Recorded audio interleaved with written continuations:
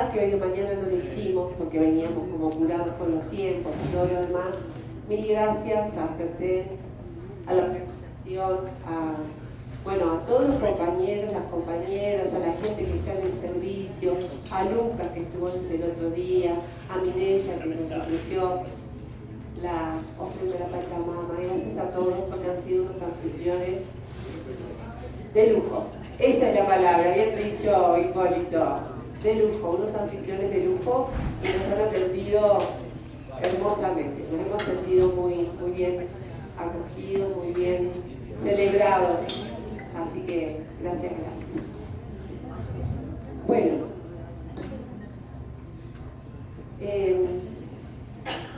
el título de esta charla estaba en el marco de las medicinas biológicas y la odontología neurofocal, y les voy a contar un poquito cuál fue mi proceso, pero antes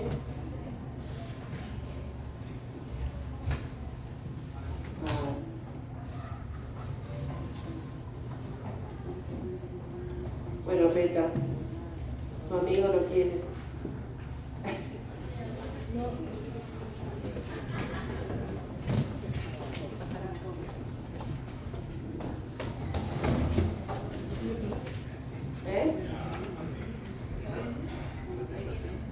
Es que Peta lo compró,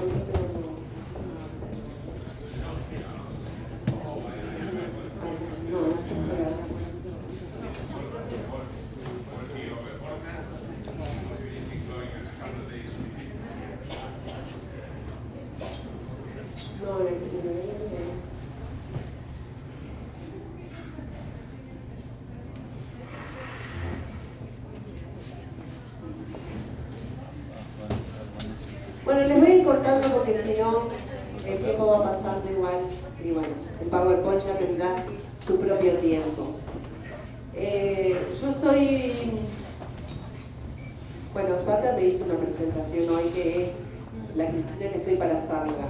Obviamente, soy muchas cosas, soy muchas partes de muchos pedazos del todo.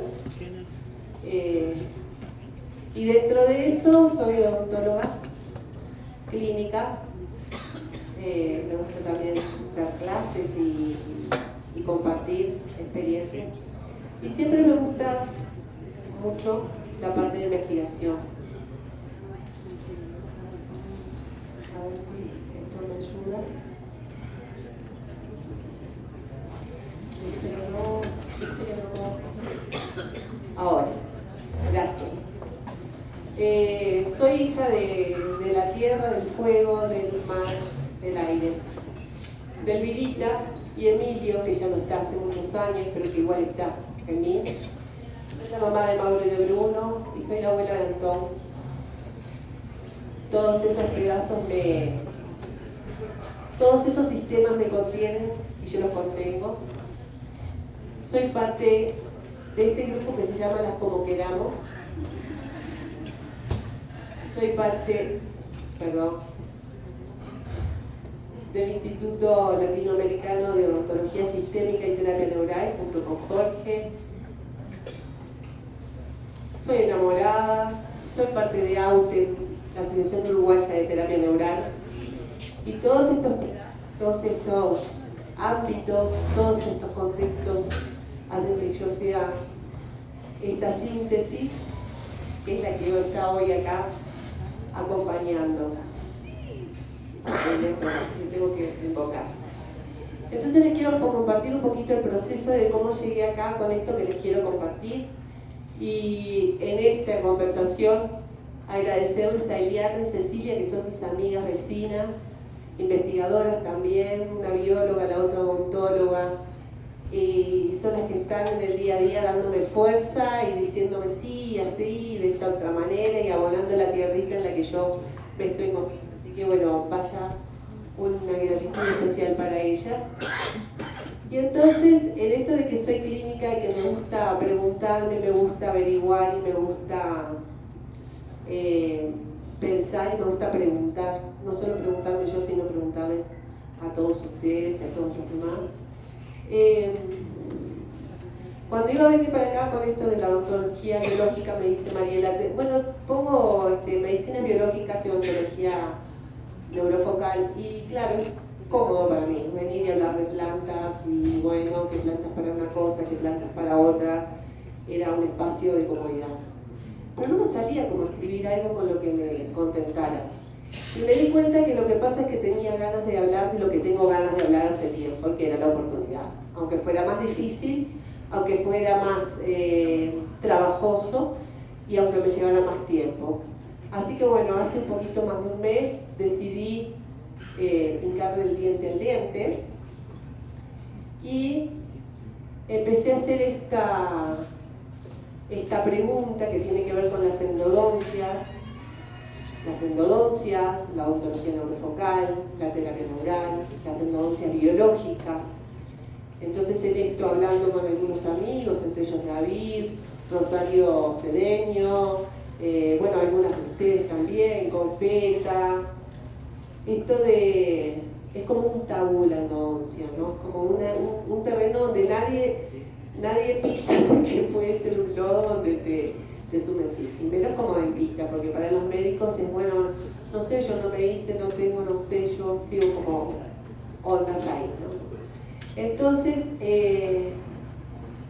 yo he hecho endodoncias, hago endodoncias si es necesario, pero entonces creo que es un tema que produce un dilema, que es un dilema, y que es conflictivo para los pacientes, es conflictivo para nosotros, los odontólogos neurofocales, y me imagino que para los médicos es un terreno un poco que no se sabe ni qué decir, ¿no?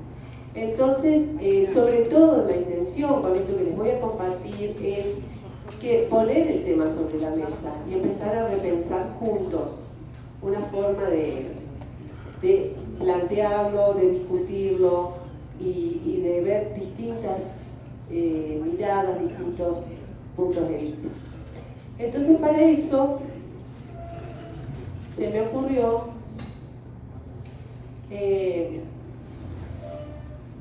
empezar a preguntarle a la gente, ¿no? Yo ya sé, porque bueno, al dar clases estoy en contacto con muchos colegas, y sé que es un tema escabroso, y sé que es un tema que conflictúa desde el punto de vista profesional y también desde el punto de vista ético y moral, desde el punto de vista social y económico. Entonces, esto es la razón por la cual decidí plantear estas preguntas que vamos ahora a estar compartiendo.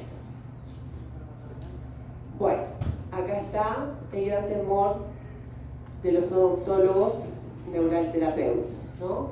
Cuando llegamos al nervio y hay que sacarlo, y entonces, ¿qué?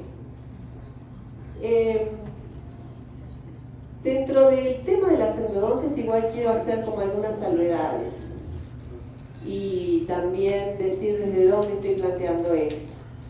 Las endodoncias pueden llegarnos a nosotros pacientes con endodoncias viejas, y de allá y entonces que uno hereda, digamos, con o sin proceso, como describió Juan ayer. Están las endodoncias que tienen hace poco tiempo, y está el diente que hay que hacerle la endodoncia.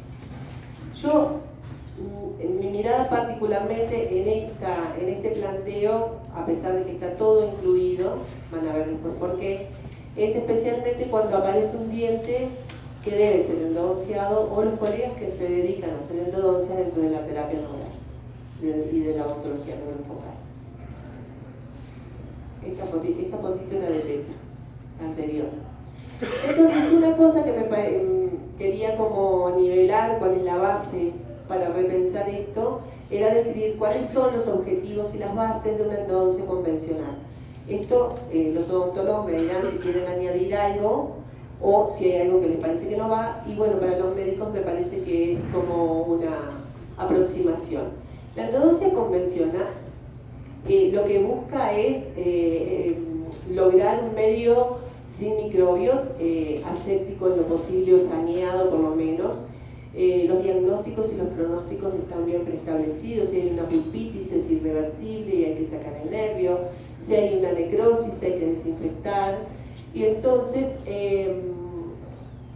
todo lo que se busca en las maniobras de la endodoncia convencional es aislar el diente. Esto va sobre todo para los médicos, para que entiendan un poquito. Es aislar al diente, aislarlo del medio bucal, tratar de desinfectar lo más que se pueda, tratar de esterilizar lo más que se pueda, tratar de secar y tratar de sellar para que no tenga ningún contacto con el medio interno.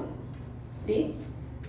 ¿Están de acuerdo todos los odontólogos y las odontólogas? Eso es lo que buscamos en la odontología convencional, ortodoxa, en la odontología convencional. Y por supuesto parte de esto, ¿no? Parte de que un diente endodonciado es un diente muerto, pero que ofrece una función mecánica. Esa es la razón por la cual la odontología ortodoxa hace endodoncias y propone endodoncias, porque hay una función mecánica que se sostiene en eso, en ese diente, que deja de ser un órgano después de hacer la endodoncia, ¿cierto? O veremos, esa es la presunción. La información corre por estructuras fisioanatómicas y bioquímicas en forma local. O sea, en la endodoncia convencional, tal vez no tanto ahora, pero hace muy poco tiempo todavía, se pone iodoformo, se pone formocresol, se pone glutaraldehído, se irriga con hipoclorito, se irriga con agua oxigenada y se supone que nada sale de conducto dental. Se supone que nada sale de ahí. Entonces, por eso es que están habilitados todo eso, y todo eso se hace en función de sanear ese conducto, esa cámara pulpar, ese conducto hasta abajo. ¿Sí? Los medicamentos y los materiales no van más allá del conducto. Bueno, yo les quería contar esto porque de ahí es de donde venimos y de ahí es de donde partimos los odontólogos. ¿Sí? Ay, no, voy a ver. Ahí va. Entonces se me ocurrió hacer algunas entrevistas y este proyecto hace tiempo que lo tenía en mente. Hice una primera parte que es la que les voy a compartir hoy. Este es el inicio de un proyecto, es un anteproyecto como para comenzar repensar. Hice 9 entrevistas, 7 de las entrevistas tuvieron lugar por Zoom. Hay algunas de las colegas que están aquí presentes y les agradezco un montón porque todas tuvieron una disponibilidad hermosa para conversar. Una de ellas fue presencial y una fue una entrevista que me arrojó algunos datos porque fue parcial a través de WhatsApp. Esta investigación que estoy haciendo, la estoy haciendo desde un lugar de esa madre de la tierra, hija, colega, outer, mujer. O sea, no lo estoy haciendo desde un lugar de una científica de laboratorio, ni con los papers, ni con los ¿cómo se llaman? Los protocolos de diseño, sino que es una investigación cualitativa, es subjetiva, es involucrativa porque surge a partir de mi propia inquietud, de mi propia curiosidad, de mi propia duda, ¿sí? Entonces yo soy parte de la investigación, no estoy afuera de ella, y todas las entrevistas fueron entrevistas de diálogo, con preguntas semiabiertas, y también entrevistas constructivas, donde junto con la entrevista y los datos que iba recabando, íbamos construyendo un pensamiento común a lo largo de la entrevista. Entonces, bueno, estas fueron las personas que participaron, fueron de Argentina. Bueno, hay un solo hombre, cosa bastante común en nuestra profesión y mucho más común en el área de la endodoncia. Los varones en general no quieren hacer endodoncias. Es muy trabajoso, es muy delicado, lleva muchas sesiones y tampoco es tan rentable como hacer otro tipo de intervenciones odontológicas. Entonces somos en su mayoría siempre mujeres. ¿Sí? Bueno, además el único hombre, que es un odontólogo neurofocal, dejó de hacer endodoncias hace mucho porque desde hace unos años, digamos, como es odontólogo neurofocal, decidió no hacer más endodoncias, manda a retirar los dientes y hace implantes. Hay otra de las odontólogas que tampoco hace... A ver, ¿dónde está? Bueno, no la veo acá. Hay otra de las odontólogas que hacía endodoncias, pero también a partir de que se metió en el mundo de la odontología. Por eso yo los entrevisté, porque yo sabía que hacían endodoncias, pero bueno, también dejó de hacer endodoncias porque le hace ruido por todos los cuestionamientos de la odontología neurofocal, pero entonces lo que hace es mandar a hacerlas a un endodoncista. Y en una época tenía una endodoncista biológica, que ese también es otro término a redefinir, pero ahora ya no lo tiene, entonces manda a hacer, en caso de que lo requieran, manda a hacer las endodoncias por un endodoncista convencional. Bueno, las demás, que son con las que más trabajamos, son todas endodoncistas de posgrado, todas hicieron el posgrado en endodoncia, y además hacen terapia neural y odontología neurofocal. Bueno, hay de Brasil, dos de Uruguay, hay de México, bueno, ya vieron ahí, más o menos, ¿sí? Ay, me cuesta este. Bueno. Entonces, el primer segmento de la entrevista era un poco presentarse, ver cuáles eran sus especialidades, ver cuál era el área y cuál era el vínculo con las endodoncias. El segundo segmento era un poco estas preguntas. ¿En qué oportunidades realizas la endodoncia? ¿Qué buscas cuando la realizás? ¿Qué es para vos una endodoncia biológica? Y la pregunta si un diente endodonciado es un diente muerto. ¿Está? Entonces, dentro de ese segmento de preguntas, apareció como objetivo principal es limpiar el diente. Estamos hablando de gente que hace endodoncias se supone bajo la odontología neurofocal y la terapia neural, ¿no? Entonces, la oportunidad para hacer las endodoncias eran casi todas biológicas, o sea, o cuando se llega a pulpa, o cuando hay un proceso, o cuando hay... Nadie lo hace por restauración, que eso fue como un alivio para el alma, porque en la odontología muchas veces se hacen, en la odontología ortodoxa se hacen endodoncias para poder restaurar después, hacer férulas o hacer coronas y puentes y todo eso. Bueno, ninguna de ellas tenía como no elegía ese camino para hacer una endodoncia. Como objetivo de las endodoncias es limpiar el diente, sanear el diente, sellar lo más posible, tratarlo para restituir su función, desinfectar y garantizar el sellado. ¿Ah? O sea, todo coincide con los objetivos de la endodoncia convencional. Después, ¿qué es una endodoncia biológica? Pasaron de decirme que no existe a que es una cosa de marketing, pero en general la mayoría de las compañeras entienden que una endodoncia biológica es la que se sustituyen los irrigantes y los cementos y todos los elementos de acción en la endodoncia concreta por materiales que sean menos irritativos, por materiales que sean más biológicos o por lo menos más biocompatibles. Básicamente ese es como la definición de una endodoncia biológica. Y después, frente a la pregunta de que si un diente endodonciado es un diente muerto, la mayoría piensa que no es un diente muerto, con argumentación obviamente. Está el muñón, están los conductos accesorios, que son varios, que no son el conducto central, sino que son los conductos accesorios. Está toda la inervación de los microcanalículos. Y eso fue interesante porque en esto cuando les preguntaba qué pasaba con los canalículos dentinarios, yo sé que esto es como muy específico, es muy técnico, pero no es menor porque tiene que ver con los tejidos, tiene que ver con la histología y tiene que ver con las posibilidades de ese órgano. Entonces yo cuando les pregunté qué pasaba dentro de los canalículos dentinarios, la verdad que nadie sabe lo que pasa dentro de los canalículos dentinarios.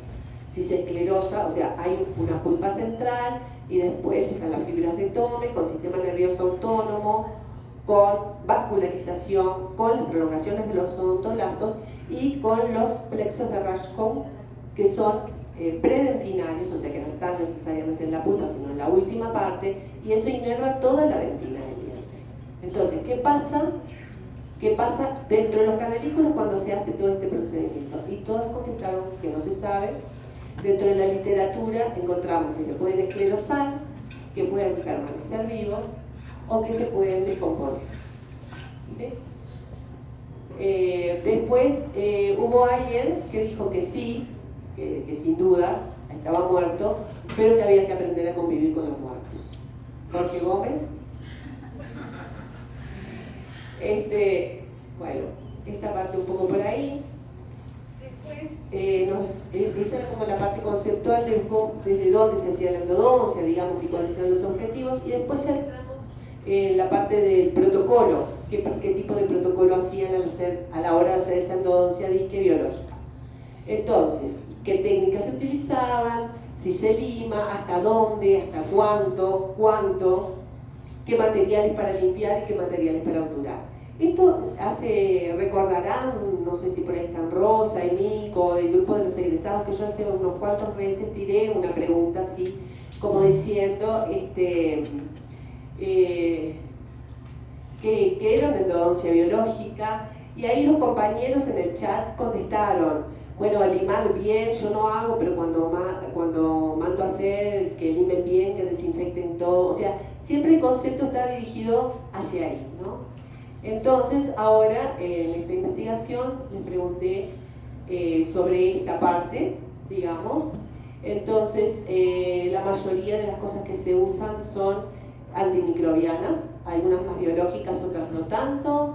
El hipoclorito lo usa ya no tanta gente, pero bueno, lo sustituyen por la clorhexidina, lo sustituyen por el ETA, y en un par de situaciones además añaden algún tipo de tinturas. ¿Sí? En cuanto a la aislación es relativa a la aislación para los médicos, la aislación es la aislación del diente, o sea, cuando vos vas a hacer la endodoncia, ¿cómo maniobras? Y lo que se hace, si alguno de ustedes se lo hizo, es que se pone como una gomita, se hace un campo y se aísla el diente totalmente. Entonces, en cuanto a la aislación se hace lo mejor posible para que no tenga contacto ni con la saliva, con el medio bucal, ni con todo eso que se supone que es una contaminación. ¿Sí? Bueno, el secado idem, o sea, se seca lo más posible también para que no haya nada de materia orgánica, para que no se contamine con la saliva, con los microorganismos, etc. Y los objetivos son justamente estos, los mismos, de vuelta, los mismos, ¿no? Proteger de la saliva y la flora bucal, desinfectar, aislar del medio bucal, o sea, misma situación.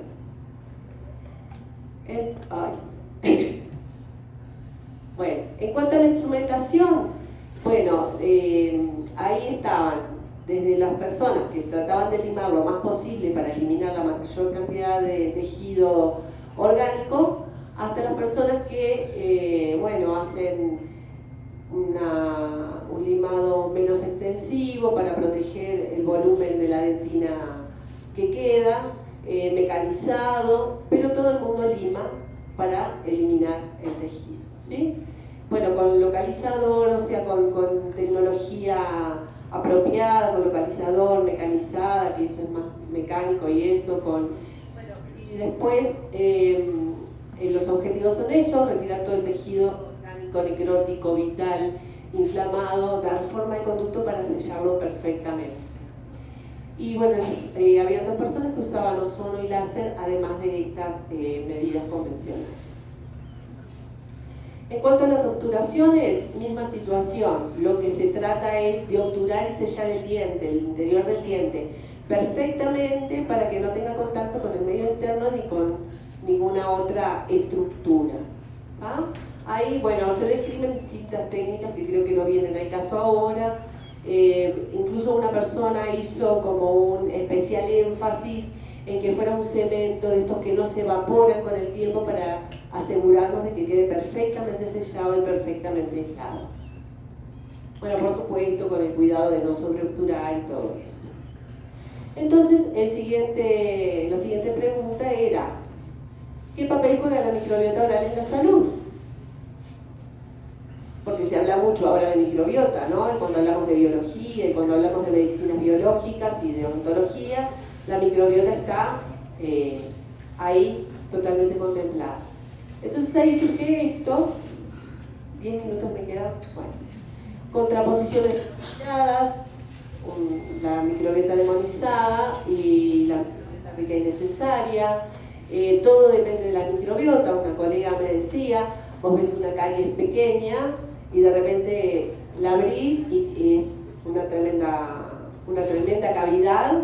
A veces ves una caries enorme y de repente está totalmente cicatrizada, remineralizada, y eso es de la microbiota. Entonces ahí surge esto también, de que cada saliva y cada persona tiene una microbiota especial, todo el medio bucal, no solo la microbiota, sino también la saliva, pero que tratamos a todas las salivas y todas las microbiotas como si fueran iguales, ¿sí?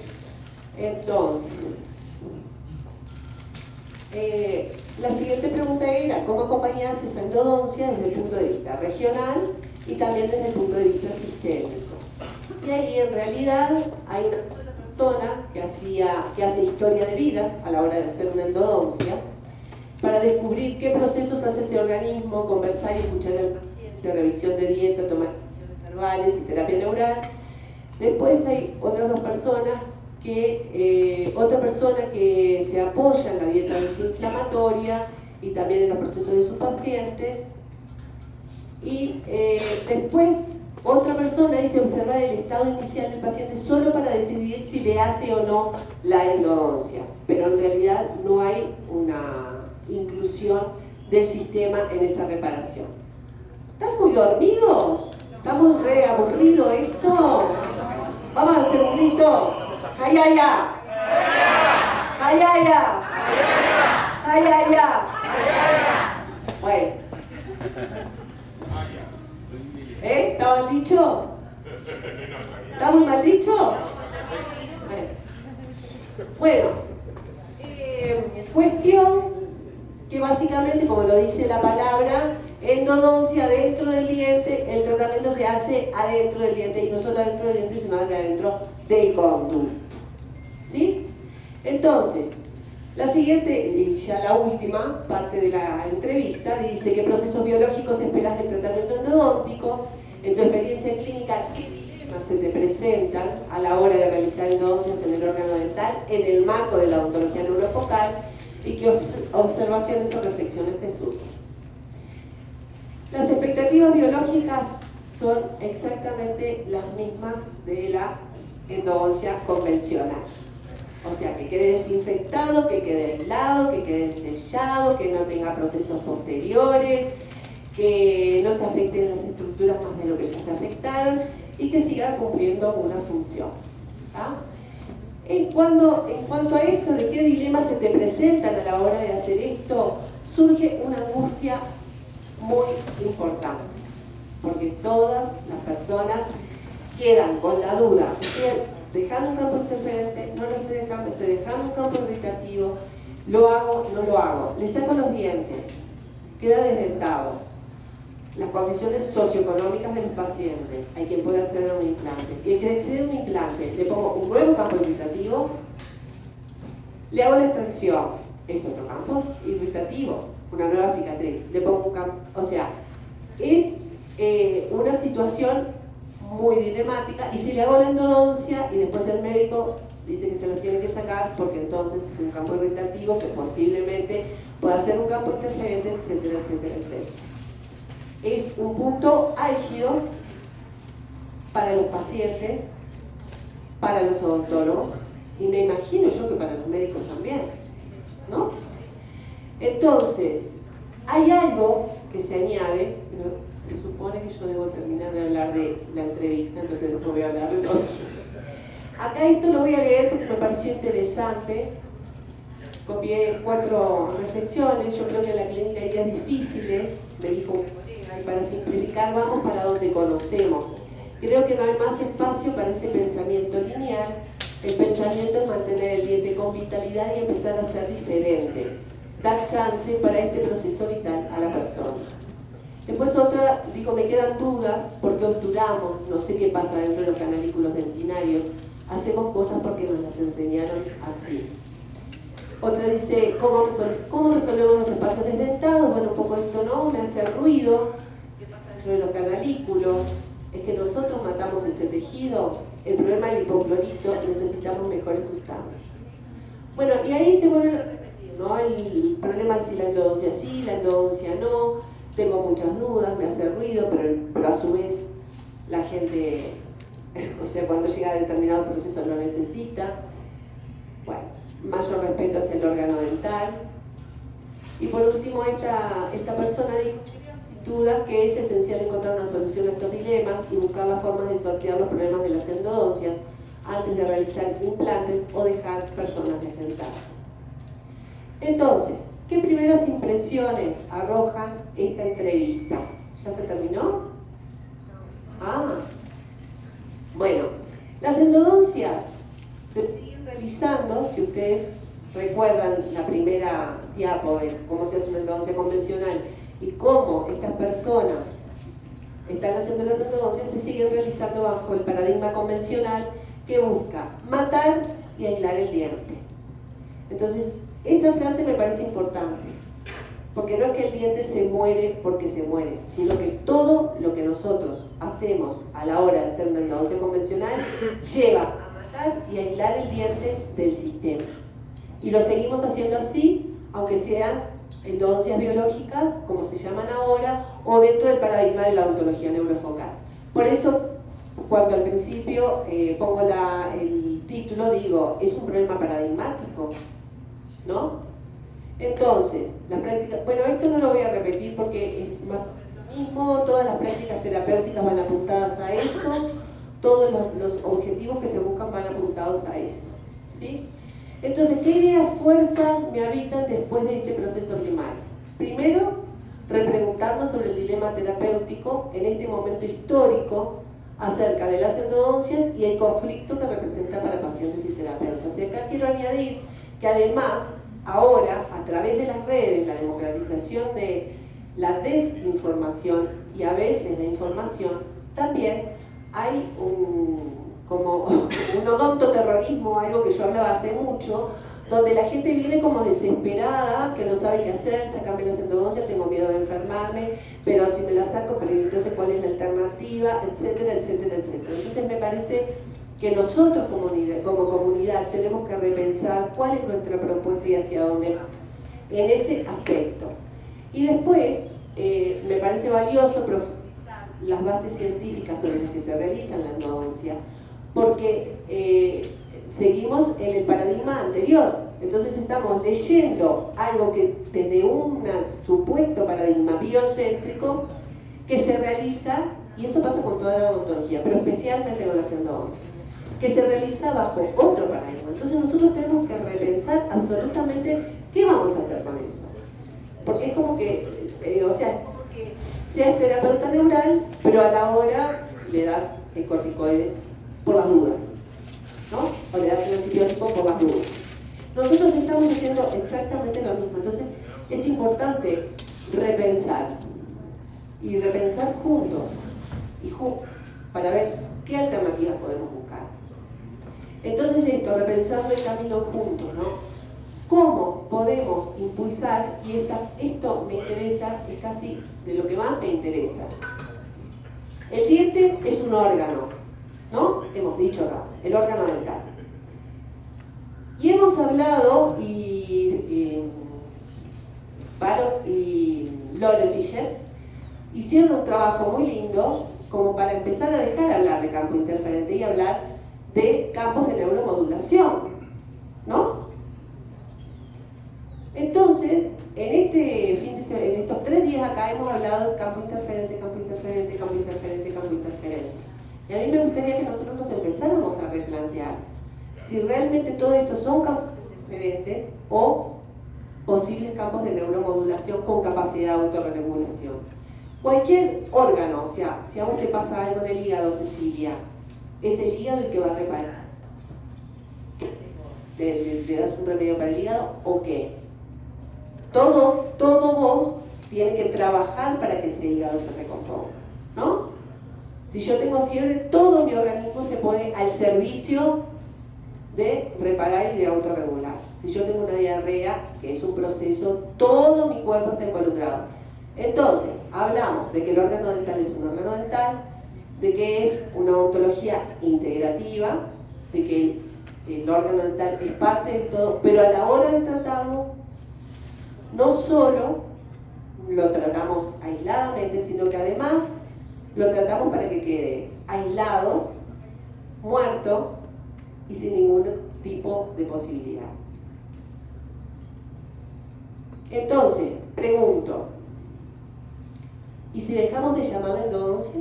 Capaz que nos ayuda.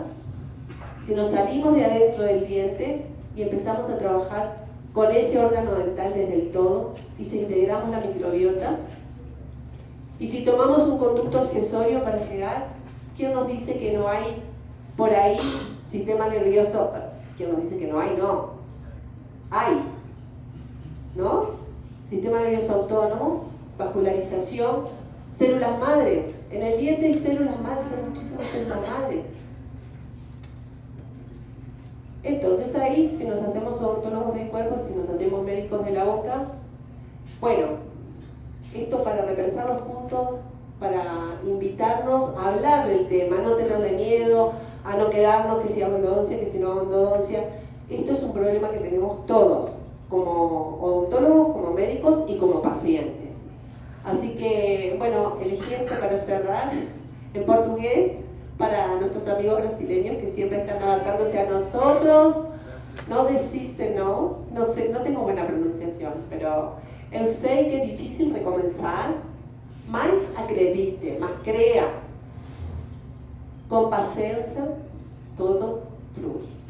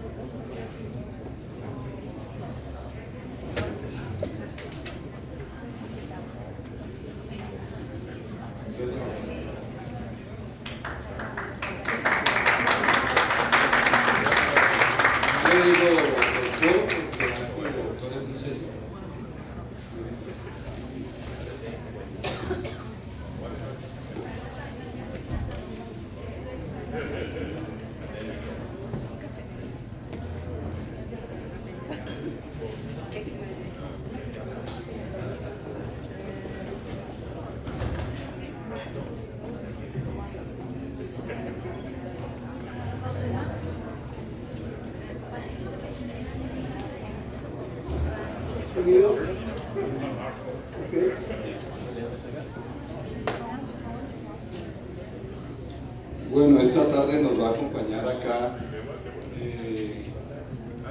vuelvo y lo repito, no solo un doctor, sino todo un señor al cual respeto mucho.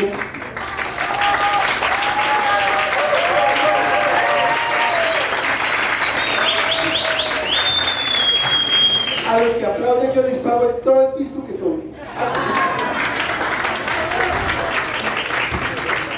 Y bueno, junto con Esperancita han sido las dos personas que nos llevan una gran ventaja en vivencias, en experiencias, en observaciones, en creer que la terapia neural es una linda opción, es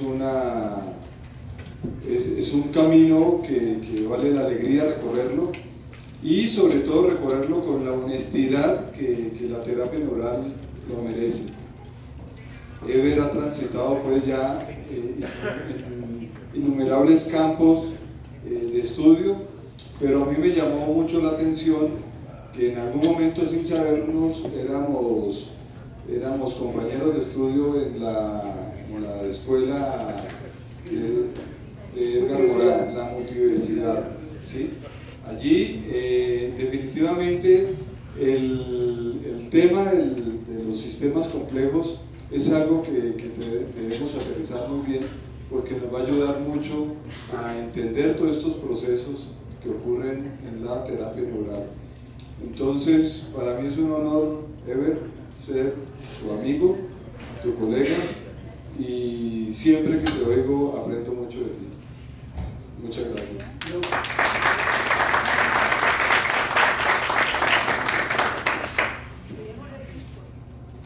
Gracias a usted, hermano. Sabe dónde lo llevo acá en el corazón. Un agradecimiento a Mariela, a Edgardo. De verdad, Dios les pague para poder compartir este espacio con todas y todos ustedes.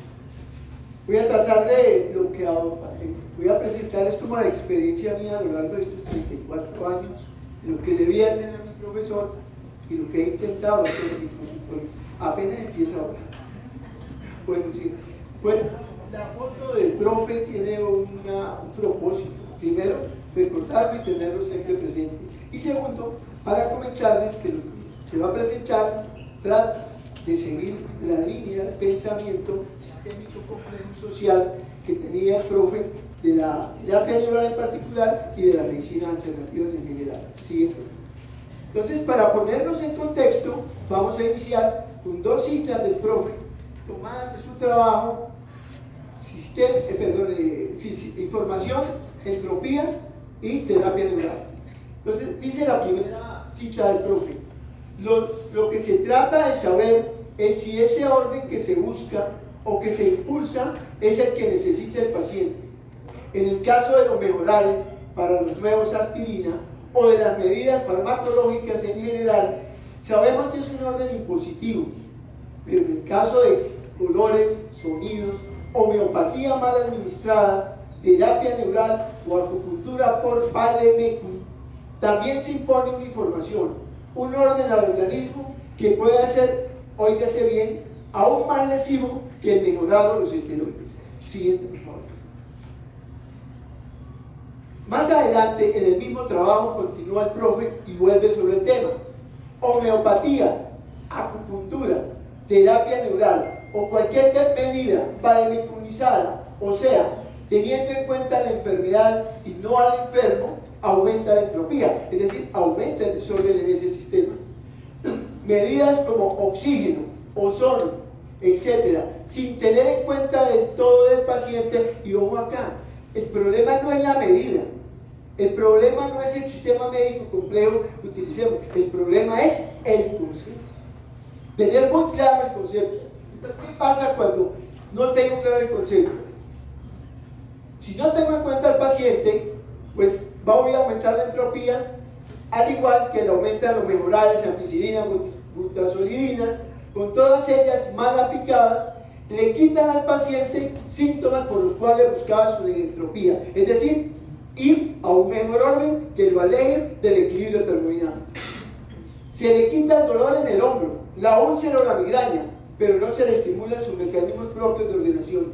Por eso era que el profe decía, pero es que yo también he visto quitar el dolor de hombro con una infiltración. Cuando decían, no, es que le puse un punto de terapia neural y le quité el dolor del hombro. Yo también lo he visto con una infiltración. Siguiente, por favor. Bueno, la medicina natural y la terapia neural se está pensando en la misma dirección. Como me diría un querido y recordado amigo que acá lo celebramos y lo seguiremos celebrando, hágale, manito. Entonces, vamos rapidito. Bueno, el tema no es que no se pueda hacer una integración de modelos diferentes o de sistemas médicos complejos diferentes. Claro que se puede, y en muchísimos casos es deseable que se haga. El tema es tener muy claro las bases, los conceptos de los modelos integrados, para no caer en fórmulas, vademecum, protocolos, o algo que comentábamos con el beta. Si no me mejoró con acupuntura, le pongo terapia neural. Si no me mejoró con terapia neural, le pongo naturismo. Si no, le pongo homeopatía. Y si no me mejoró, le cago un corticoide, que esa joda soluciona todo. Siguiente. Y qué barato que es. Y barato, sí. Bueno, lo que les voy a enunciar aquí de terapia neural es pre-quinter de terapia neural. Para profundizar, por ahí hay alguien venido en Cataluña, con el cual pueden ampliar todo lo que quieran. Coloqué estos puntos simplemente porque me sirven para que entendamos cómo coayudan los dos sistemas médicos complejos de terapia neural y medicina natural.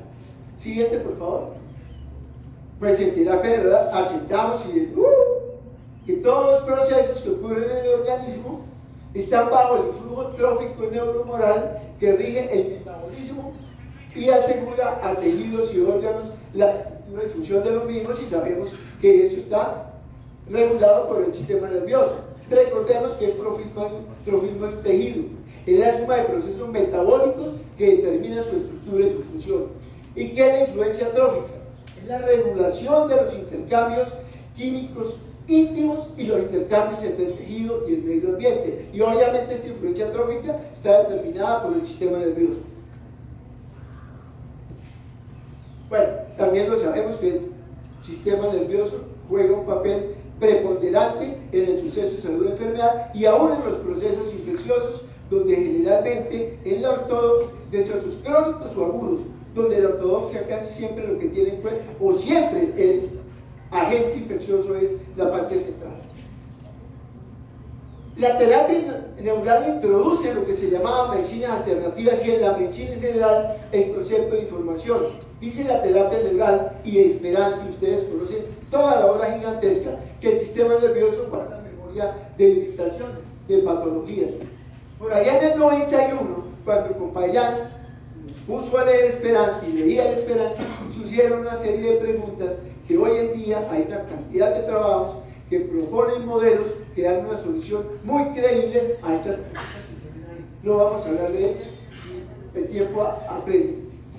El engrama, no, la anterior, por favor. Está allá. La anterior. La anterior. El engrama, la memoria, en términos generales, vamos a decir que se puede ubicar en terminaciones periféricas, plejos nerviosos y ganglios, y en corteza cerebral, a lo cual se denomina corticalización por la escuela del nervismo. A mí siempre me gusta recordarla porque a veces se nos olvida que la corteza puede también actuar como un campo de interferencia, y muchas veces se nos queda por allá en la nebulosa. Siguiente, por favor. Bueno, de esto que voy a hablar, si David dio una magistral conferencia del sistema nervioso, pero sí quiero hablar algo de los anestésicos locales, y es una frase que siempre le oía al profe. Él decía: el anestésico local es un estímulo inespecífico en un punto específico. ¿Por qué inespecífico? Él se pegaba de la explicación que daba Wisniewski, que el anestésico local podía estimular un hipotono o sedar un hipertono, de tal manera que cuando yo pincho, cuando yo doy el impulso, yo no le estoy diciendo frene o estimule, es el organismo en su sabiduría, en su necesidad, en su autoorganización, que determina qué es lo que voy a hacer. ¿Seguimos? Aquí en medicina natural, que nos es menos familiar, voy a detenerme en algunos conceptos básicos que vale la pena que los revisemos. ¿Me regalan agüita? Que no crean, esta vaina que da miedo. Mejor. La medicina natural, vamos a definirla, aquí debería ser, es un sistema médico complejo que utiliza con fines de prevención, diagnóstico y tratamiento de descarríos sociales, mentales y físicos, medios naturales que sustentan la vida, como son el aire, el sol, la tierra, el agua, alimentos, plantas, ejercicio y pensamiento, con un recurso básico, la autogestión a nivel individual y a nivel comunitario. Siguiente. Como todo sistema médico complejo, debe tener una explicación del suceso, salud y enfermedad. No nos vamos a detener, simplemente lo quise resumir en esta frase. Se origina por no vivir de acuerdo a nuestro diseño biológico, y ahí están las causas principales del por qué no vivimos de acuerdo a nuestro diseño biológico. Siguiente. Aquí se me quiero quedar un minutico. En medicina natural y desde la visión sistémico compleja se define la enfermedad como una respuesta del organismo que busca a través de la misma volver al alto nivel de organización que le garantiza la máxima probabilidad de sobrevivencia. De tal manera que definir la enfermedad como una antítesis de la salud es un error, y debe entenderse mejor como una forma especial de procesos biológicos. De tal manera que si ustedes miran, es Es la misma definición que damos desde la visión sistémico-compleja de la terapia neural. Nosotros decimos que la enfermedad es una propiedad emergente que tiene un propósito adaptativo del organismo a unas condiciones sociológicas, biológicas, de historia de vida, etc. Es una cantidad de variables hace que haya una respuesta adaptativa como propiedad emergente. Siguiente. Como todo sistema médico complejo, también debe tener un diagnóstico que le sea propio a este sistema médico complejo. Siguiente, por favor. Entonces, en medicina natural hay tres tipos de diagnóstico: estilo de vida, macrofunciones y nosológico. Vamos a hablar muy rápidamente de cada uno. Siguiente, por favor. El estilo de vida, pues yo creo que no necesita explicación. Todos sabemos qué es estilo de vida. Podríamos resumirlo en tres palabras: ¿qué como? Perdón, ¿qué pienso? ¿Cómo me alimento? ¿Y qué actividad física tengo? Ahí resume lo que dice en la diapositiva. Siguiente, por favor. Macrofunciones. Bueno, más adelante explicamos qué es esto, digamos por ahora que es un diagnóstico de cuando una macrofunción supuestamente está funcionando mal. No le creo mucho a la medicina natural, pero digamos, son funciones que hacen actuar al organismo como un sistema integrado, como un todo, y se denominan integrantes.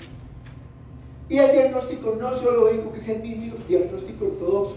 ¿Por qué se hace? Generalmente por temas de tipo médico-legal, más nada. Y sobre este diagnóstico se monta un tratamiento que es el más popular de la medicina natural, infortunadamente.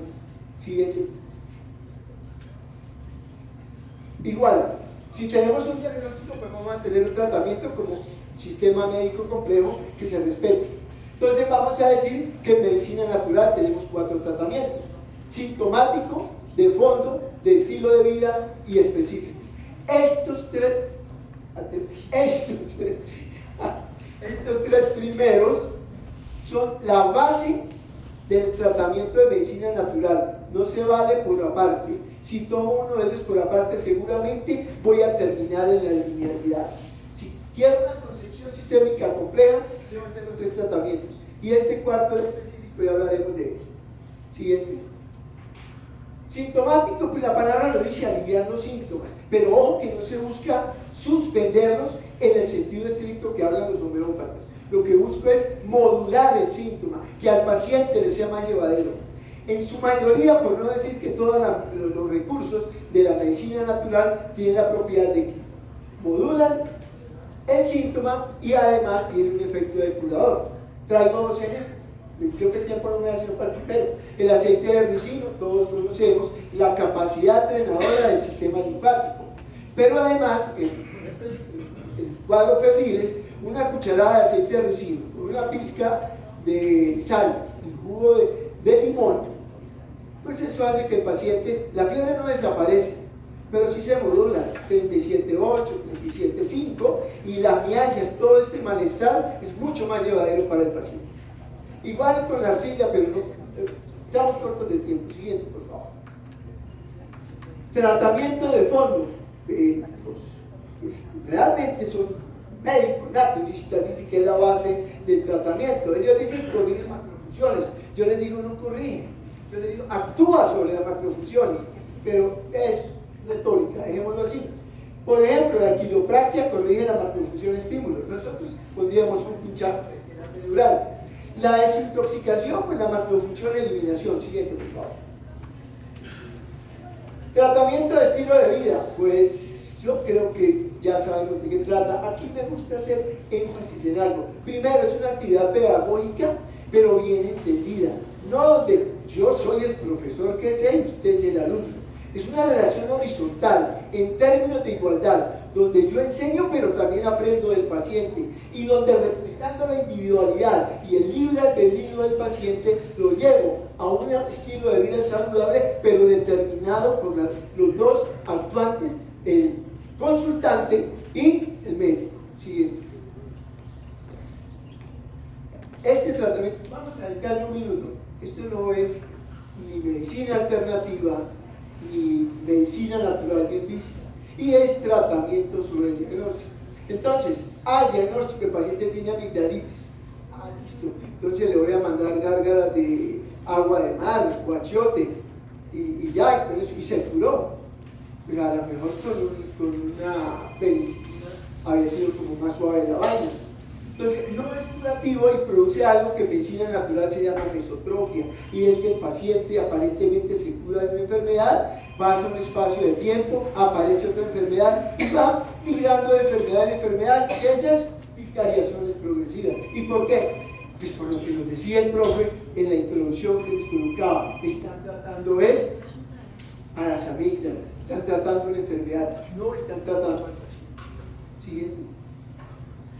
Teoría de macrofunciones. Déjenme decirle que las macrofunciones realmente deben ser entendidas como propiedades emergentes, en la medida que surgen de la interrelación de los elementos de un sistema y no las puedo ubicar en ninguna parte del sistema. Recordemos que las propiedades emergentes inicialmente se conocieron como propiedades de Enjambre. Siguiente, por favor. La definición que se da en medicina natural de macrofunciones, que son funciones, o lo que dice, que hacen al organismo operar como un todo integrado, y se llama propiedades integrantes. Pues eso es lo mismo que decir que es una propiedad emergente. Se desarrollan a partir del concepto de black box, ya lo mostraré en una gráfica.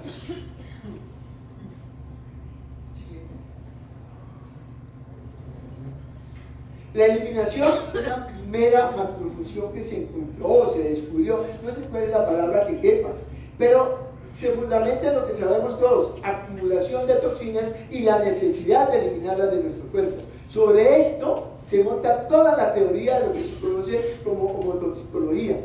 Pero recuerden que esto no es nuevo, ya el padre Hipócrates hablaba de depurar, de desintoxicar el organismo. La eliminación atañe desde la célula a todo el organismo. Yo la función de eliminación no la puedo ubicar en la célula, en el hígado, en el riñón, atañe a todo el organismo.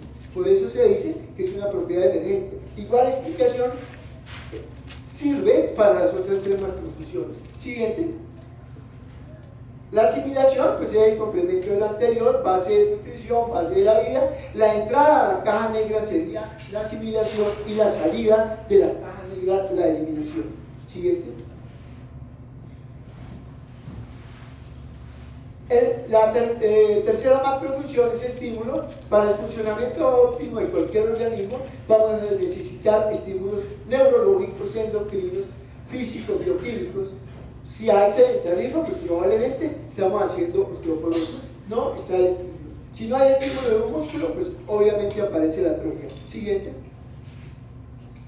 La complementaria es la anterior en la respuesta. En la célula se relaciona con sus funciones, su alteración genera enfermedad, en la célula puede llevar a tumores y cáncer. En el caso del estrés, si no hay respuesta fisiológica, va a dar estrés, una respuesta alterada y lleva a enfermedad. Siguiente. Esta no es interesante, todo lo que ven aquí son tributarias de la asimilación. Siguiente. Aquí está lo de caja negra que les estaba diciendo. Yo tengo una entrada que es la asimilación, que viene de todo este material que llega para que yo asimile, y eso va a la célula. Yo no tengo una idea determinada, exacta de qué es lo que va a ocurrir allí. Yo sé que ocurren millones de reacciones, pero cada una no lo tengo claro, pero lo que sí puedo observar es la eliminación. Entonces, en la medida que lo que yo elimine, yo puedo modificar la asimilación. De igual manera actuamos en terapia neural. Damos un estímulo, observo una respuesta y dependiendo de la respuesta, repito, no repito el estímulo, lo cambio, lo complemento, qué sé yo, lo que necesita la individualidad de cada organismo que estemos tratando. Siguiente. Bueno, la integración de los dos modelos. Siguiente. Pues esto es una verdad de perogrullo. Todos conocemos la acción benéfica que tiene la medicina natural sobre el terreno. Entendiendo el terreno en la definición de Claude Bernard, solo que lo modernicé un poquito, decía Claude Bernard, el terreno es el estado nutricional, inmune, metabólico, psíquico, hereditario y medioambiental, haciendo referencia a la toxicidad endógena y exógena que tiene un organismo en un momento dado y que determina su capacidad de adaptación. Quienes ya llevamos añitos en terapia neural y los que están empezando ya se estarán dando cuenta que la respuesta al estímulo de la terapia neural está muy relacionada con el terreno. Dependiendo del terreno podemos encontrar respuestas muy floridas, muy expresadas que nos orientan a los terapeutas, o a veces la respuesta pareciera ser nula, aunque realmente no es nula. Siguiente. ¿Qué me permite la medicina natural? Pues interactuar de una manera diferente con el terreno, dietoterapia, desintoxicación. ¿Qué voy a lograr? Una mejor y más rápida respuesta a la terapia neural. Respuesta a la terapia neural en casos que inicialmente no lo hacían, la respuesta era muy pobre. Y más que tanto el campo de interferencia hace que zonas irritadas del cuerpo den sintomatología y nos orienten por dónde seguir el camino con este paciente. Siguiente, por favor. ¿Qué le aporta la terapia neural a la medicina natural? Pues acelera procesos de curación. Por eso traía por allá lo de la regulación trófica y el trofismo y todo este cuento que empezamos en las primeras diapositivas. Tratamiento sintomático. Es aliviar el dolor en muchos pacientes. Y eliminación de irritaciones en el sistema nervioso. Pero ojo que aquí está la trampa. Aquí puedo caer yo en la linealidad. Eliminación de irritaciones. Venga para acá. Todas las cicatrices. Y una amigdalitis tiene por ella, ¡pam! Me clavo la amígdala y voy por adentro estableciendo eliminación y estoy cayendo en la linealidad. 10 minutos, ahí me equivoco. Siguiente. Recursos más usados de la medicina natural en terapia neural. Siguiente, por favor. Básicamente corrección de estilo de vida, la desintoxicación. De ellos, lo más ocurrido, ayunoterapia, drenaje por órganos o canales, a dietas alcalino-reactivas, alta ingesta de agua. Siguiente, por favor. ¿Qué aporta la desintoxicación? Básicamente lo que dice, elimina toxinas, pero ¿qué pasa? Cuando se elimina se reactivan sistemas enzimáticos, aumenta la eliminación de ácidos que, como nos decían ayer o antes de ayer, producen irritación sobre terminaciones nerviosas, mejora la información bioquímica, mejora la regulación neurotrófica, por tanto disminuye la irritación sobre terminaciones nerviosas y me lleva a una mejor respuesta de la terapia. La colonoterapia, pues cuando paso el agua va a haber un masaje del agua sobre el colon y va a haber una respuesta refleja. Allí se inicia un reflejo que va a tener repercusión en todo el organismo. ¿Por qué? Uno, por la relación embriológica que tiene el colon con la mayoría de órganos de nuestro cuerpo. Dos, según la iridología, por somatotopía que hay en el colon. Tres, por la inervación vegetativa, el estímulo que se produce ahí sobre el 10º par, el ganglio celíaco, plejo mesentérico superior e inferior y toda la cantidad de interconexiones que tenemos ahí. Siguiente, por favor. Acelera el cambio de agua vieja por agua nueva. Efecto aquí de farmacología vegetal, reabsorbe una cantidad de sustancia, la capacidad absorbente que tiene el colon. Ayer hablábamos con PETA, por ejemplo, los enemas de café, la gran efecto y capacidad que tiene. A mí me ha sacado más de una paciente asmático, yo no los puedo pinchar por el teléfono, pero si le digo que se ponga un enema de café y me lo alivia, tanto yo lo vea, o una crisis hipertensiva también me alivia y baja a nivel elevadero la tensión. Siguiente, por favor. Déjame un segundito. Es que la colonoterapia siempre nos la han vendido con este cuento. Yo lo he oído que con árabe, que con inglés, que la señora que llevaba no sé cuántos años de separada y que pronto le apareció una hoja de parra, que ya decía, siempre es el mismo cuento para decir que es el efecto de la colonoterapia. Me parece muy mecanicista, algo debe servir, pero es lo menos indicador. Siguiente, por favor. De la hidroterapia, es un modulador del sistema nervioso vegetativo, pero mi interés es eso. En hidroterapia lo que más insiste es en la reacción de calor. Debe generar una reacción de calor. Y la reacción de calor corresponde a una salida de entropía. Y la entropía no es solo una medida de orden o de desorden, si usted lo quiere ver ahí. La entropía es una medida de la calidad de información de un sistema. Si yo libero entropía, me mejora la información. Tengo un mejor tipo de información y lógicamente me va a dar una mejor respuesta a la terapia neural. Siguiente. La ayunoterapia, bueno, y como lo dieta, pero me interesa decir esto, la duración debe ser de 3 a 10 días. Es decir, que me comprenda la fase de alarma y la fase de compensación. ¿Por qué? Es en este tiempo que se producen cambios eléctricos en el cerebro, específicamente en corteza cerebral. Lo cual quiere decir que mi cerebro se está auto-eco-organizando. Además, en estos 3 a 10 días se da la modulación del sistema nervioso. Hay primero una fase de simpatotonía seguida de una fase de barotonía. Siguiente. Dieta alcalina. Bueno, aquí simplemente para decir que por estilo de vida, por múltiples cosas, vivimos en un estado de acidosis metabólica crónica de bajo grado. Ese exceso de hidrogeniones irrita los receptores, puede generar lo que el terrorismo llama fenómeno parabiótico, genera dolor, disregulaciones neurotróficas. Cuando cambio la dieta a una dieta alcalino reactivo, voy a facilitar la terapia neural, se disminuye la producción de prostaglandinas de la serie E2, que son activadores de los receptores. David nos hablaba ayer acerca del tema de los receptores. Las prostaglandinas C1 aumentan y disminuyen el proceso inflamatorio. Siguiente, por favor. Esto es más de lo mismo, simplemente para decir que al mejorar la ceba proteica hay un mejor transcurso de toxinas hacia la luz del vaso y de nutrientes desde la luz del vaso hacia el tejido. Siguiente. La digesta abundante básicamente es cambiar agua vieja por agua nueva que no tenga memoria tóxica. Siguiente. Propuesta de tratamiento. ¿Qué es lo que vamos a hacer? Siguiente. Cuando termino la historia de vida,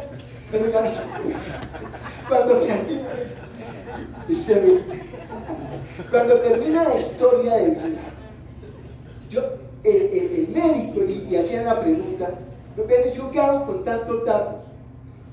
Debo consultar con mi conocimiento, con mi experiencia, con mi sentipensar. Alguna vez oí a un médico en Colombia, con Estrepo, hablaba un término que me gusta muchísimo: sentir con las tripas al paciente. Ese sentirlo en las tripas que hace que usted va convencido a poner un cuero cabelludo y dice, no, mejor le pongo un trocal. ¿Por qué? Pero es que lo sentí con las tripas. Entonces, ese sentipensar me lleva, aplico en el segmento de un campo de interferencias. Debo hacer correcciones de estilo de vida, como en todo sistema médico complejo. Y bueno, desintoxicación. Ayuno, hidroterapia, plantas, escojo canal, órgano. El tema es para decir que debo ajustarme a la individualidad. No hay receta. Siguiente, por favor. Esto se lo aprendí al profe. Yo veía a Payán, que a veces llegaba al país y decía, uy, este sí lo jodió. El hombre que quedaba mirando y le decía, vete 5 días tomando agua, volver el viernes. Pero no era un lunes, y el viernes venía ya casi que el paciente que le decía, píncheme acá. O sea, hacía cantar, sentar el campo de interferencia. Siguiente, por favor. Consultante con muchas sesiones. De esos que uno dice, hola, no tengo por ahí un médico, así que me caía mal para mandárselo, porque es que ya no sé qué hacer. Cada vez que entra yo, me va al hospital, yo qué le hago ya a este señor. Bueno, acá el ayuno, y este sí debe ser hídrico, actúa como un borrador, es como un resetear al organismo. Siguiente. Iniciado el tratamiento, ¿qué hago? Pues me cruzo de brazos y me dedico a observar. Basado en esto, voy a determinar la conducta según lo que yo observé. O sea, no hay valor. Todo es relativo. Bienvenidos, amigos, al mundo de la probabilística. A caminar y a vivir y dormir con la probabilística. No hay certezas. El único protocolo que vamos a tener es que no hay protocolos. Siguiente, por favor. Ya terminando, me faltan 2.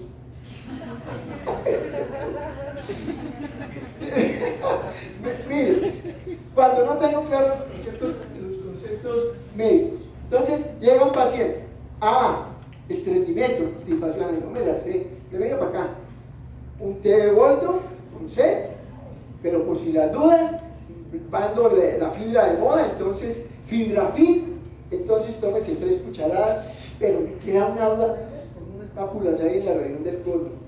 Si me oyera para allá, me dicen, huevón, la estás cagando. Pero esa era la frase, pues claro, no es que el enfermo no es el colon, El enfermo es todo el paciente. Y yo estoy haciendo lo mismo que hace el ortodoxo, mandando Ciruelax, una cosa de esas. Mejor el otro y más barato. Siguiente, por favor. Punto final. Ahora sí, de verdad me faltan dos. Para esto yo debo tener claro conceptos muy básicos, el concepto de enfermedad, el concepto de curación.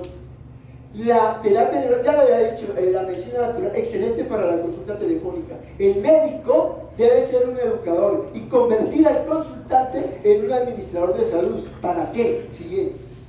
Para que el consultante sea responsable de su salud, devolverle el cuerpo a su dueño, que es que como lo expropiaron las especialidades, y me perdonan ser especialistas, pero el dueño del cuerpo es el consultante. Romper esa dependencia de médicos e instituciones médicas. A veces, y Payán lo decía, hay pacientes que llegan, ¿y usted qué va a hacer con mi hipertensión, doctor? Y la respuesta es: yo qué voy a hacer si la hipertensión es la suya. Entonces, romper con esa dependencia, dejar de ser médico muletas, alejarlo de multiniveles, dietas de moda, productos milagrosos. La idea es autogestión individual y comunitaria. Es consultante, y ya todos lo sabemos, porque pregunta, cuestiona, propone. Para mí, el estilo de vida siempre debe ser tenido como el fondo, el telón de fondo de lo que se llama medicinas alternativas. Siguiente. Quiero terminar, como con lo que empecé, con una cita de nuestro profesor y maestro, el doctor Payán, tomado de Lánzate al vacío, se extenderán tus alas, la versión en española, Desobediencia vital. Dice allí el profesor: ojo, si se toma la terapia neural como una mera herramienta o como una simple técnica, el pobre médico va a tener fiascos de marca mayor y siempre lo veremos corriendo de curso en curso, buscando recetarios, quimeras, modelos o uniformidades, rezando de un malentendido mecanicismo aplicado a lo biológico y a lo social. Bueno, esto es la bibliografía. La siguiente, la bibliografía.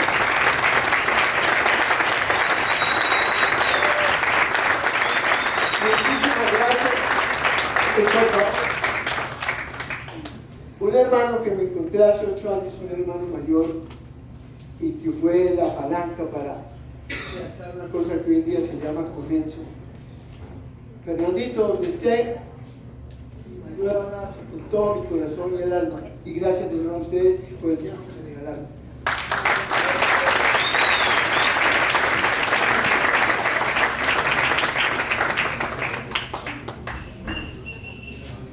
Que pase por favor la doctora María Cristina Yeraskov también.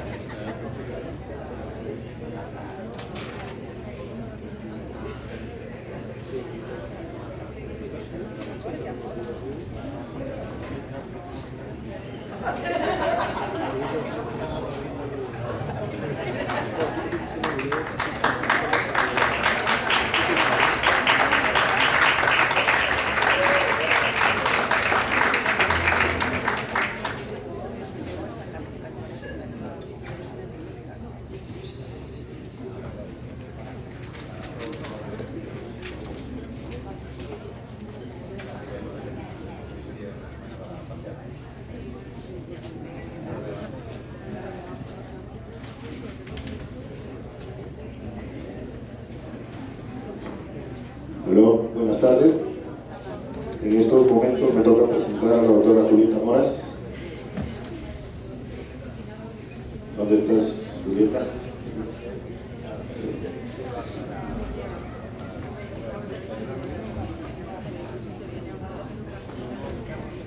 Bueno, la doctora Julieta la conocí en Brasil en un curso con Lourdes Fischer. Conversamos lo que hacía. Ella es una ginecóloga que actualmente hace terapias como sonoterapia, automolecular, y cambió su rumbo con la terapia neural. Nos viene a contar sus experiencias en relación a lo que hace.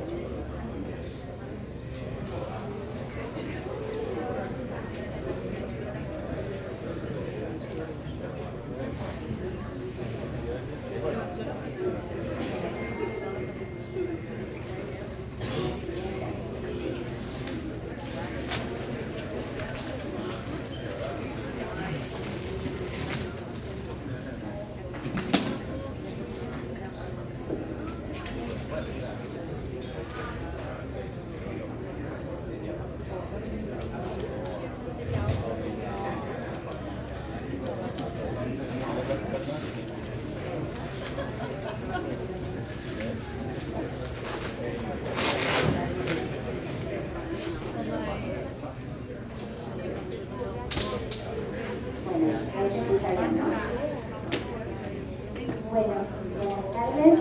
Primero agradecer a Mariela, a Eduardo, a todos los organizadores de este evento.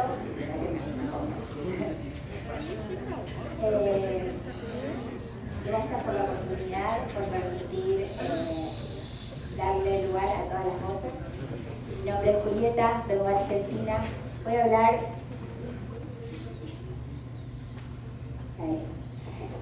hablar de lo que ya en varias sociedades de medicina ortodoxa me han llamado a lo largo de estos años a hablar con todas las posibilidades que estamos teniendo ahora de insertarnos con estas estrategias que yo llamo terapéuticas sinérgicas.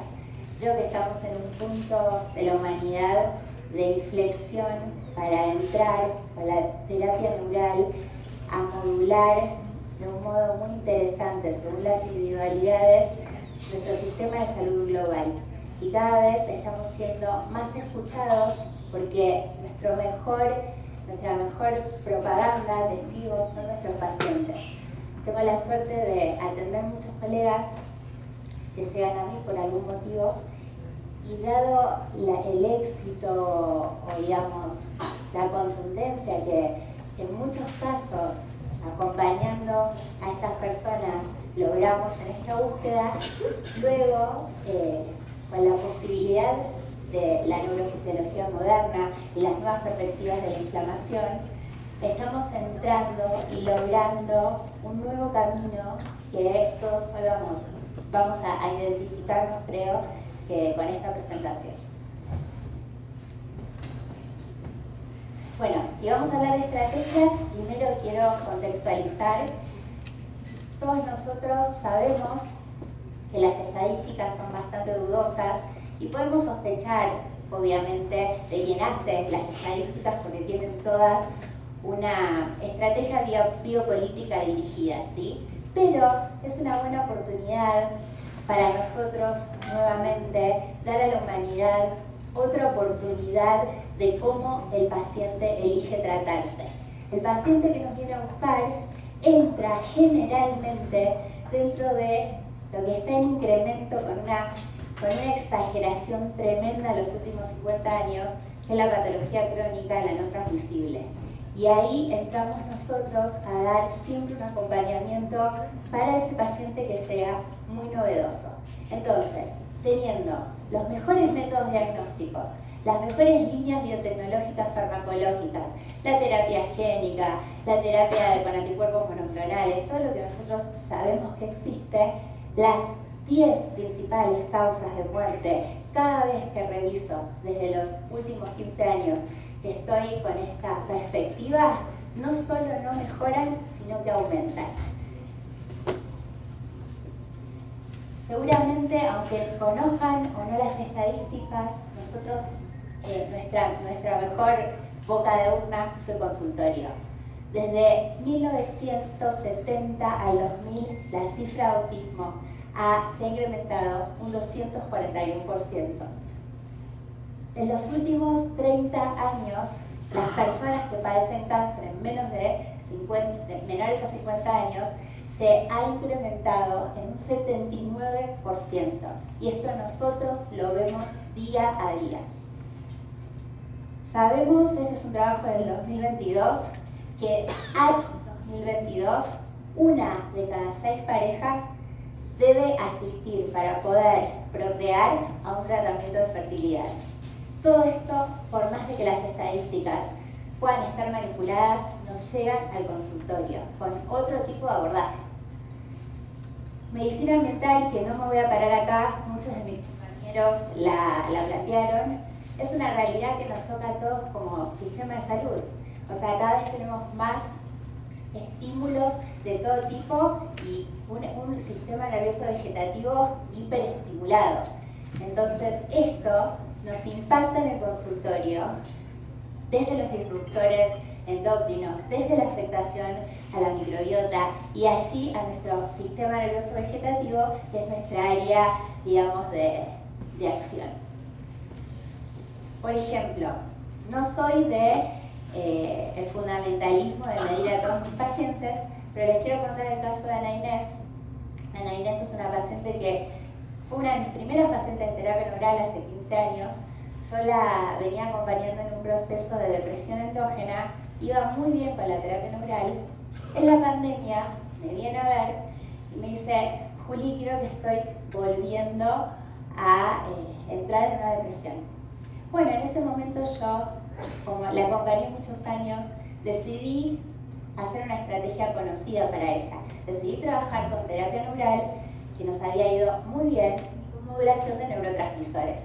La cité en 5 semanas, me dijo: Juli, no mejoro nada.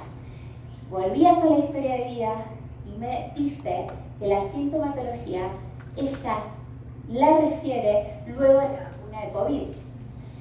Por lo tanto, ahí se me generó una idea, digo, a ver si en el caso de ella, por su individualidad, puede ser que tenía mucha sintomatología de metal pesado, que no es lo primero que uno piensa. Evidentemente, eso fue lo que pasó en el caso de Ana Inés. Encontré en sangre, que no es el gold estándar, pero era lo único que yo podía hacer en ese momento, un aluminio de 124, hicimos un proceso de quelación, a los 2 meses ya estaba en 11 y la paciente no tenía una depresión, tenía una intoxicación por metal pesado que podemos suponer que en el cuerpo y en el sistema de Ana Inés fue luego de la vacuna de COVID. Empiezan a aparecer de todos los establishments más ortodoxos: psiquiatría, endocrinología, oncología, una apertura que para nosotros es oro en polvo. Empieza a aparecer. Les traje un montón de trabajos icónicos de lo que hablaron muchos de mis compañeros, del eje intestino, cerebro, microbiota. Y empiezan a aparecer, me hace acordar al artículo del reflejo inflamatorio que vimos en el máster con David. Al final del artículo, soslayadito, tímidamente, futuras direcciones se abren. Ahí estamos nosotros, futuras direcciones que nosotros ya estamos haciendo. Hace mucho esto, ¿sí? Esto empieza a aparecer desde el ambiente endocrinológico, a través de los disruptores endocrinos con los hipotiroidismos. Entonces, tratar hoy, 2025, una depresión solo con un inhibidor de la serotonina, hoy es negligencia. Tratar hoy, no digo que esté mal dar un antidepresivo, ahora, no tratar la infinidad de redes, la posibilidad que tenemos nosotros por una aguja de tocar este sistema maravilloso que hoy conocemos mucho más que hace 150 años, hoy es negligencia. Tratar hoy una tiroiditis de Hashimoto solamente con una levotiroxina, hoy es negligencia, porque sabemos que queda corto, que queda lineal, y nuestros pacientes justamente nos vienen a buscar porque los efectos adversos de estos fármacos alteran la adherencia. Nos vienen a decir, podríamos abordarlo desde otro lado porque el antidepresivo me aumenta de peso y no tengo líbido y tengo un pensamiento lento. Ahí estamos nosotros, acompañando a ese paciente que quiere un tratamiento más integrativo. Acá les dejo infinidad de artículos de microbiota que es muy interesante para nosotros. ¿Quién es la pieza fundamental de esa vía, digamos, de interacción para generar las citoquinas proinflamatorias en ese nociceptor que recibe la información primero local? El vegetativo. Hoy ya sabemos que la vía eferente, con todos los trabajos que mostró David ayer, el que hablaba recién Cristina, hoy podemos ir a sentarnos con cualquier colega, con todo el amor del mundo, y decirle, la vía eferente es la que va a manejar la expresión fenotípica de las células inmunitarias. Hoy lo tenemos muy en claro, que el gran regulador invisible, que la distrofia neurogénica esperanti, nosotros hoy tenemos un montón de papers que nos están hablando que esto hoy sí se puede demostrar. Entonces tenemos una gran oportunidad. Ya se empieza a reconocer desde los sitios más duros, de los núcleos más fundamentalistas que nunca salieron del cientificismo, la importancia de la vitamina D, la importancia de la exposición solar responsable, la importancia del grounding, la importancia de nutrientes que son inmunomoduladores. Está pasando algo, si no, no nos llaman a nosotros de los congresos más duros. Bueno, como muchos de mis compañeros hablaron, ¿qué pasó? Tenemos la era de la epigenética. Esto no es nada más ni nada menos que el fracaso que tuvo el genoma humano. El genoma humano, ustedes se acuerdan de esto, iba a salvar a la humanidad. Tuvimos personas de celebrity que se mutilaron, salieron a decir que por un gen que ni siquiera estaba expresado, se hicieron mastectomía bilateral. El negocio que había atrás de este genoma, que acá quiero, como decía Monse, reivindicar y reconocer a una mujer que, si bien todas las, digamos, de hecho el premio Nobel lo ganaron Collins y Crick, y después Watson se unió con Collins, en realidad la primera mujer que fotografió el ADN, que trabajaba en el mismo laboratorio, es Rosalind Franklin. Es la primera fotógrafa del ADN. Watson y Collins lo que hacen es robarle el proyecto, ganan con eso el premio Nobel. A ella después el laboratorio decide rotarla a un segmento que a ella no le gustaba, que era la virología, y muere 10 años después por un cáncer de ovario, en una situación muy penosa. Así que desde acá, la reivindicación. Bueno, lo que les decía del genoma humano, pensaron encontrarse que las personas teníamos muchísimos más genes que un grano de arroz, pero se dieron cuenta que en realidad el genoma humano no fue lo que parecía ser. Teníamos solo 24.800 genes. ¿Cómo puede ser? Ahí no tuvieron otra que poner toda la mirada sobre lo que son esas reacciones que ocurren sobre el ADN, que tienen esos cambios químicos que se dan sin modificar la secuencia de ADN, que pueden ser heredables. Entonces, ahora sabemos que genética no es destino, se les cae todo el negocio y tenemos que hablar de otro negocio, que es la era de la epigenética. Pero acá nosotros nos movemos muy bien. Entonces, como hablaba recién el doctor Eber, ¿cómo llegamos hasta acá? Llegamos hasta acá porque biopolíticamente, desde todas las universidades del mundo, se nos enseñó, en Occidente, se nos enseñó la pastilla mágica. Y el cambio de estilo de vida nunca nos los enseñaron. ¿Por qué? Bueno, para los que no conocen, lo voy a pasar rápido. Esto fue direccionado como un commodity más. Se llamó Proyecto Fleckner y estuvo Abraham Fleckner, que era un educador, estuvo subvencionado por Carnegie y Rockefeller, y en ese momento, 1910, la educación hegemónica se impone como el único modelo, se marginaliza lo alternativo. Hasta este momento estaban todas las voces, ¿sí? Por lo tanto, empezó la especialización, empezó, esto es lo que más me impresiona, se generó un concepto de enfermedad como que es algo externo, como que no lo generás vos, y que con un fármaco se podía corregir. O sea que la mirada, la medicina anti, bueno, ni hablar de cobertura, mala praxis, todo lo que nosotros estamos permanentemente viendo, ¿sí? Fue un proyecto como poner un commodity más, así de simple. Bueno, este cuadro que fue, me lo mostró por primera vez el doctor Katzeuer, esto fue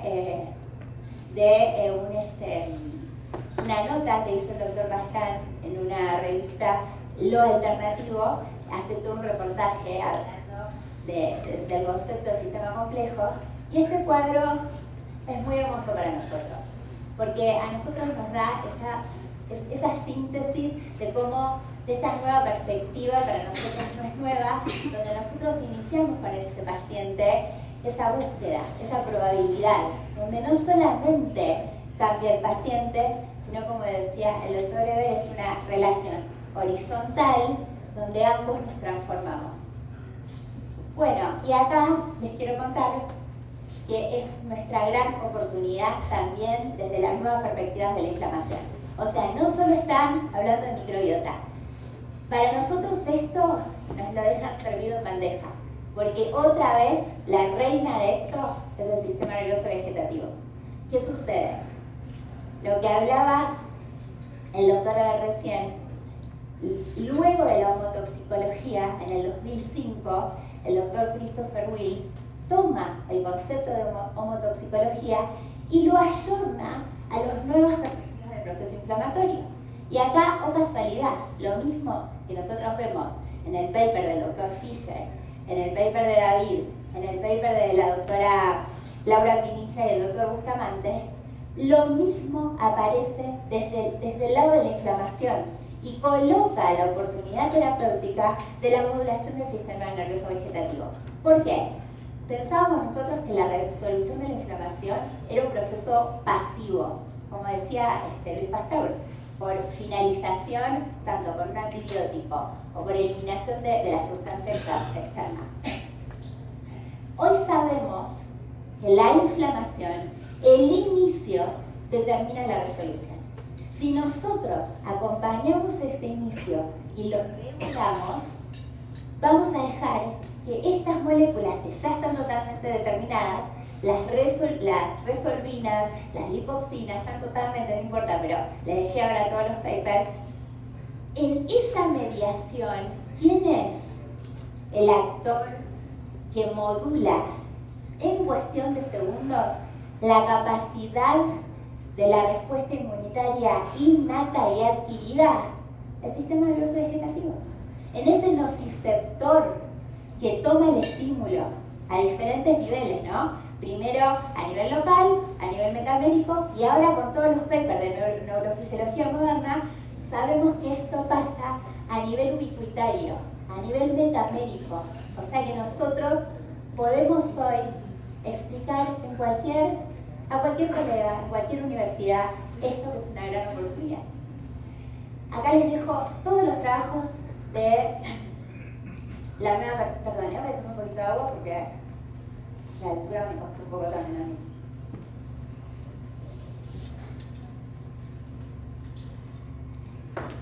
Bueno, entonces, con esto yo les explico a los pacientes, capaz a alguien le puede ser útil, le cuento a los pacientes,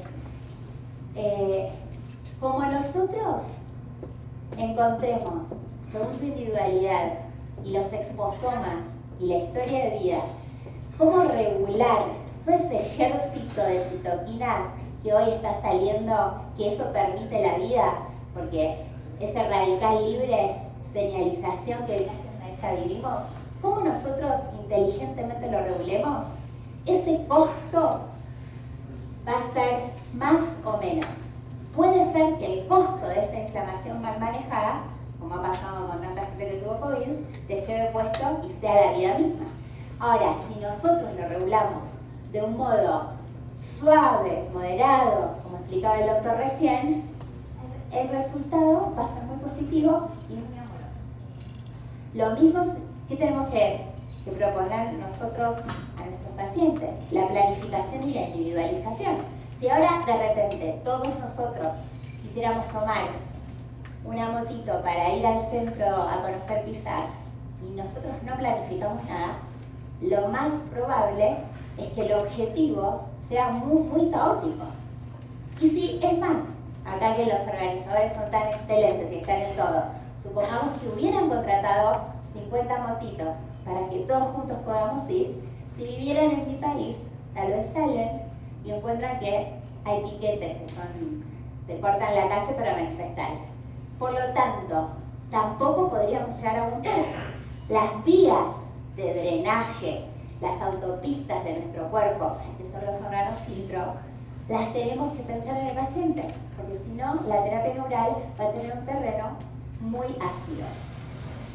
Bueno, voy a hablar 2 minutos de la inmensidad de métodos de diagnóstico que hay, si usamos, no usamos, qué opino yo de esto, les comparto y después en la mesa redonda podemos opinar, sería la idea.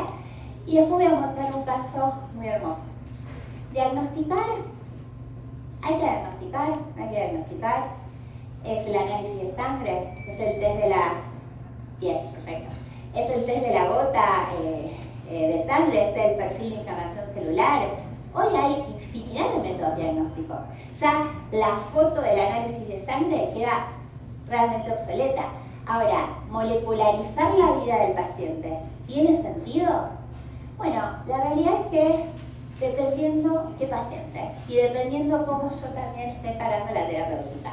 Por ejemplo, el test de HLV es un test que rápidamente, muy indirecto, muy económico, uno puede ver evolutivamente, indirectamente el estrés oxidativo. Muchas veces lo uso si no tengo tiempo. Hay test de lo que se les ocurra, seguramente muchos lo conocen. Yo este tipo de test no se los muestro al paciente, los uso para investigar y los uso porque es necesario que salgamos del lado under y que empecemos a contarle al mundo, ahora que tenemos todas las bases, que tenemos mucha gente que con mucho esfuerzo trabaja para que nosotros podamos hablar de la terapia neural con una nomenclatura muy ayornada a las nuevas perspectivas de neurociencia. Está muy bueno que nosotros podamos investigar. Este es un paciente, supongamos que llegó a las 9 de la mañana y se fue a las 11. Supongamos que el color rojo es lo simpático, el color verde es el parasimpático, para no entrar en detalle. Le hice terapia neural y le hice en segmento cervical y segmento lumbar y le hice también un suero de 5-hidroxitriptofano.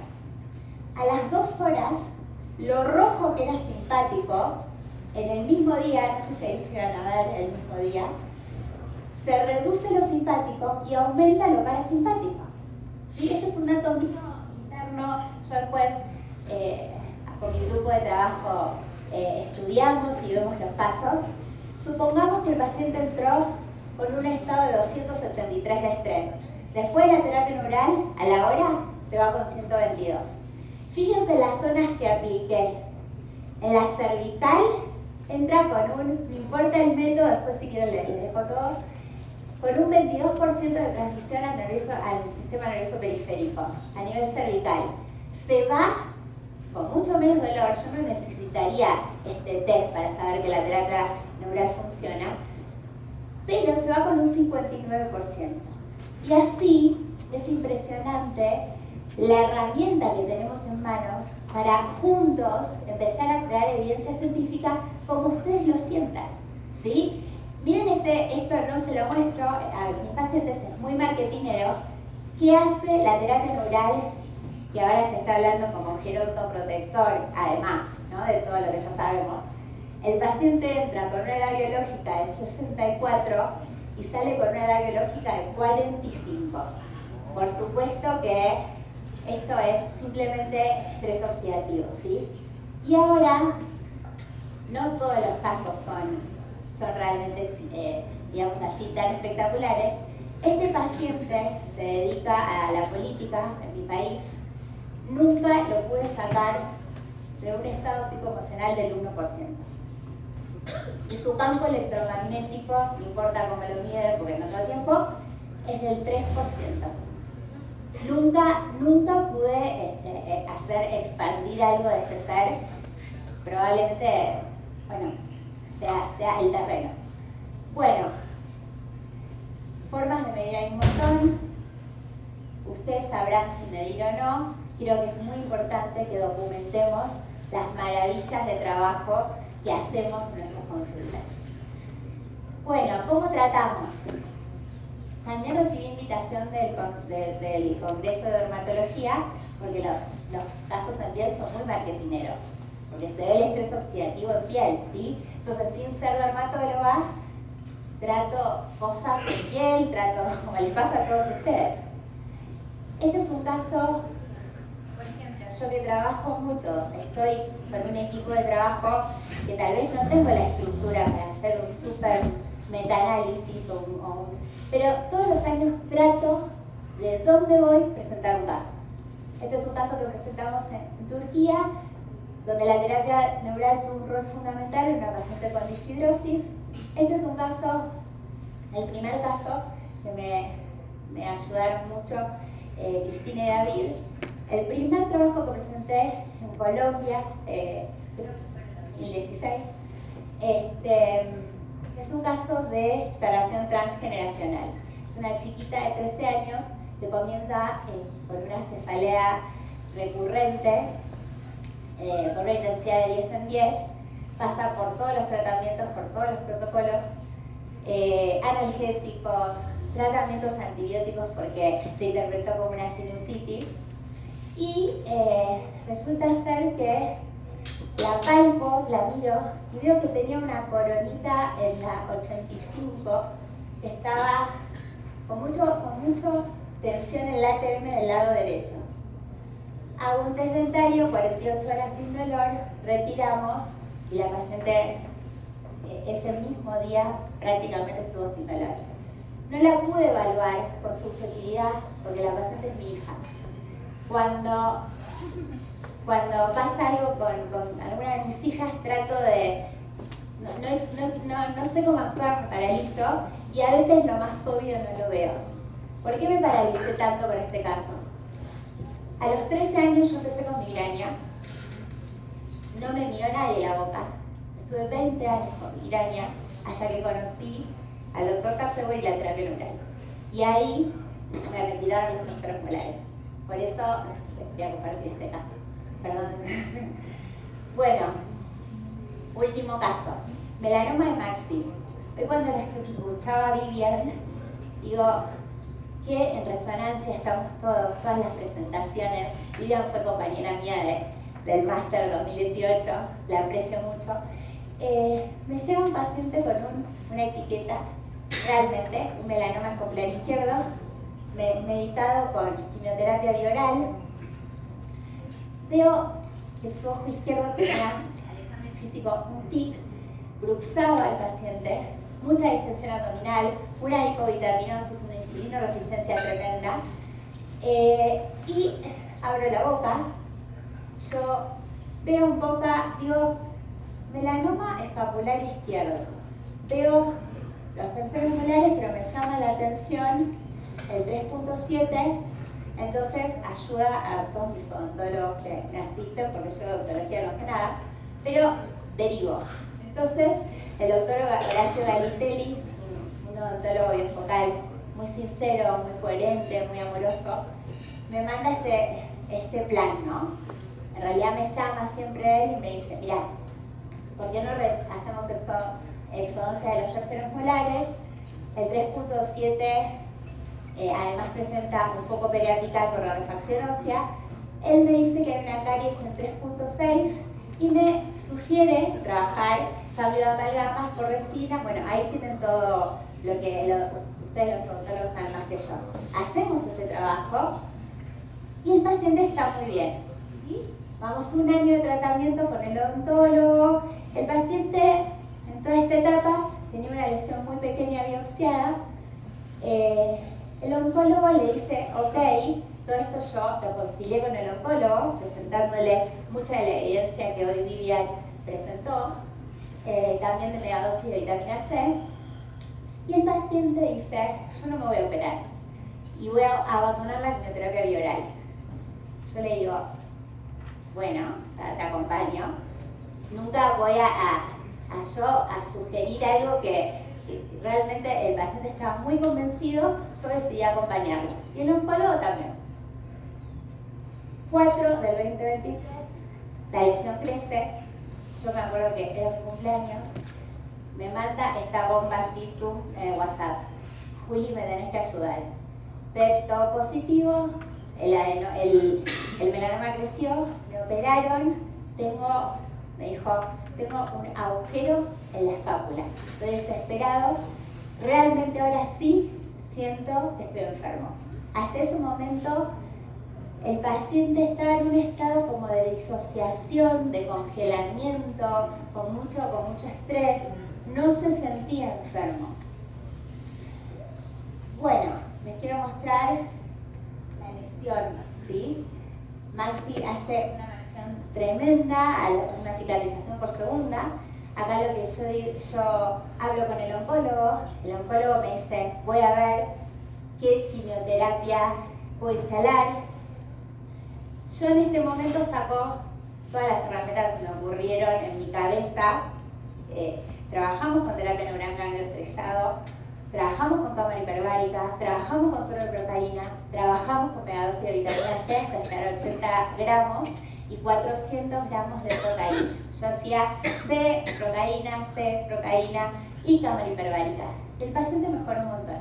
Lo que no nos esperábamos, les tengo que contar, el oncólogo, me estoy yendo para el otro lado, justo en el final. El oncólogo le propone una inmunoterapia, vos seguro vivís, sabés más que yo de esto, ipilimumab y nivolumab, no importa, 4 ciclos, dicen que son unas terapias, inmunoterapias con anticuerpos monoclonales que van muy bien en melanoma, 4 ciclos, el paciente hace uno y no tolera. Por lo tanto, abandona otra vez todo, excepto lo nuestro. Ahí tienen el PET del 10 del 4. El 1 del 8 del mismo año, el PET está totalmente casi limpio. El oncólogo me llama y me dice, ¿qué hicieron? No, yo te dije lo que te dije, o sea, no, me dice, ¿hicieron algo más? Yo digo, no, bueno, sigue. El paciente estaba muy contento, otra vez desaparece, deja todos los tratamientos. Pero miren acá lo que pasó. Abandona su trabajo que no le gustaba. Habla con su padre y se va de la empresa familiar. Le dice a su esposa, algo que era como algo para él muy importante, que él quería estar acompañando a sus hijos, que se los había perdido por cuestiones laborales porque él era el proveedor, y le propone que ella trabaje y que ella sí quería trabajar y él quedarse en su casa. Y acompaña un programa de acompañamiento, perdón la redundancia, en pacientes oncológicos con una mirada holística. ¿Sí? Ahora el oncólogo que lo sigue viendo le pidió, no sé por qué no le pidió un PET, le pidió una tomografía, venimos bien. ¿Sí? Acá les dijo toda la bibliografía, mucha la compartió Vivian,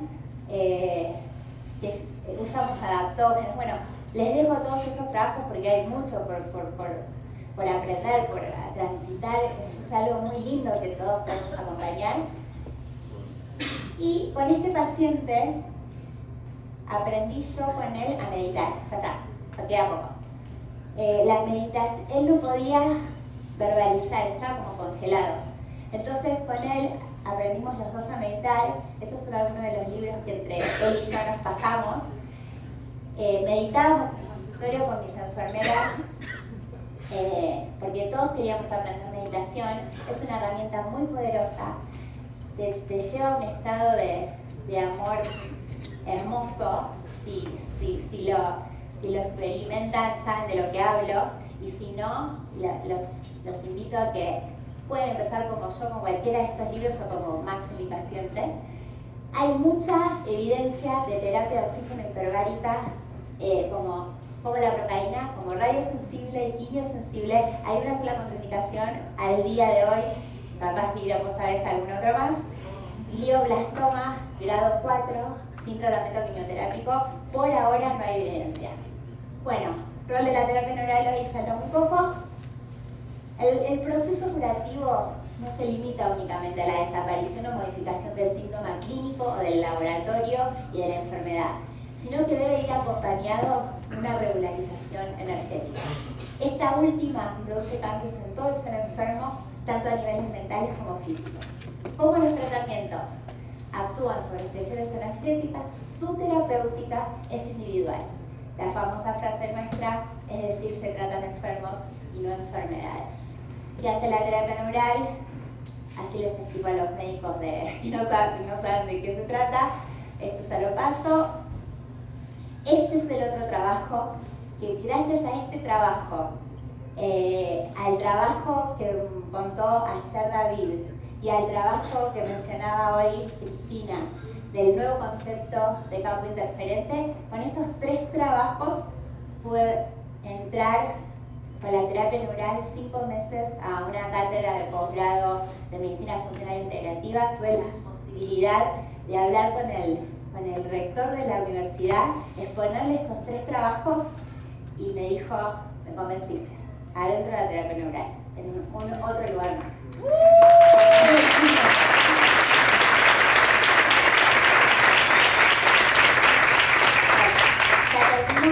¿Cuál es el denominador común para mí de todo lo que pasa con nosotros, nuestros pacientes?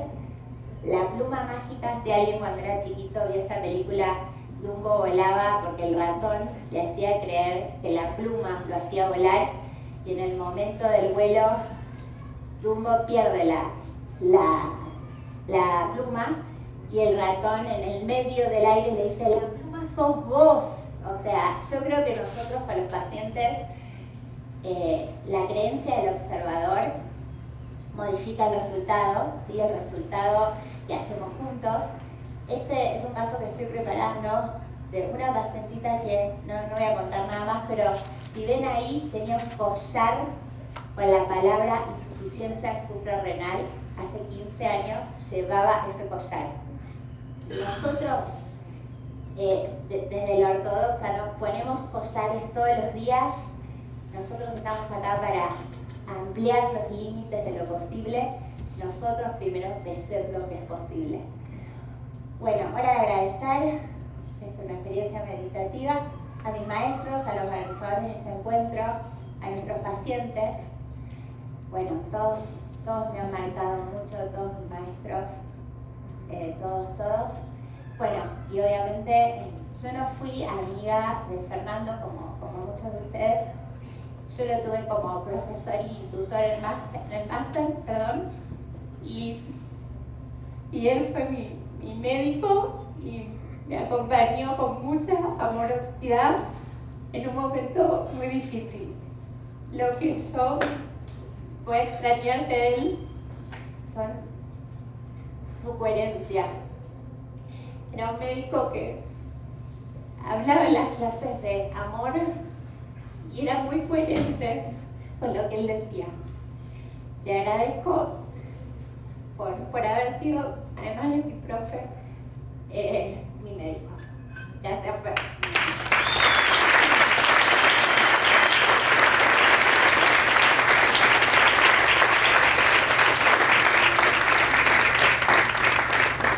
Para cerrar esta frase que me hace acordar mucho a Fernando, aún la voluntad, si no tuviera el amor, nada puede sostener. Muchas gracias.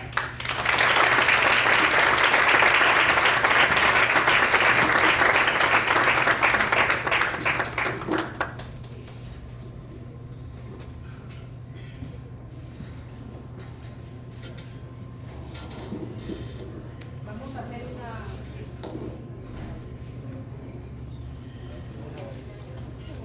llamamos también a Sandrita de entregarle su diploma.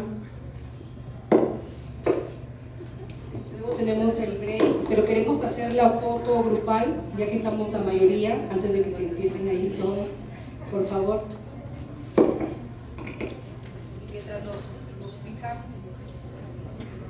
Nos ubicamos, hice un sorteo virtual y les voy a hacer entrega de un pequeño presente a los que han salido sorteados. Ya se los voy a llamar.